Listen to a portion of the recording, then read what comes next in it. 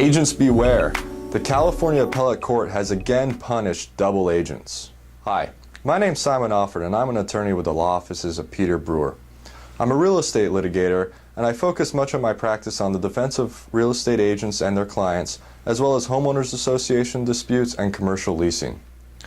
Today I'm going to talk to you about an article I recently wrote entitled, "Court Again Punishes Dual Agents."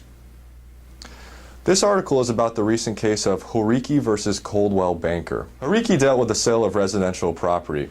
In the transaction, the buyer and seller had different salespersons. However, both worked for the same broker, Coldwell Banker. After the transaction closed, the buyer raised a claim about the square footage. Specifically, the buyer claimed that the square footage that was disclosed was not accurate.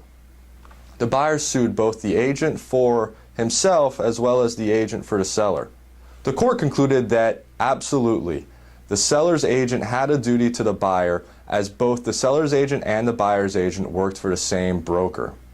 Again, this is another instance where the court has found a way to punish dual agents. Here, the seller's agent had some knowledge, or at least a suggestion, that the square footage might be different than what was disclosed. Because he worked for Coldwell Banker, who also represented the buyer, that information had to be disclosed, as that is what was required to fulfill the fiduciary duty.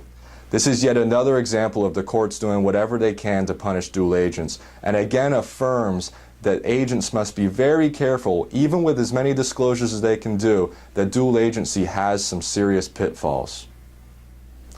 To read this blog and other insightful blogs from the attorneys at our firm, please visit www.bayarearealestatelawyers.com.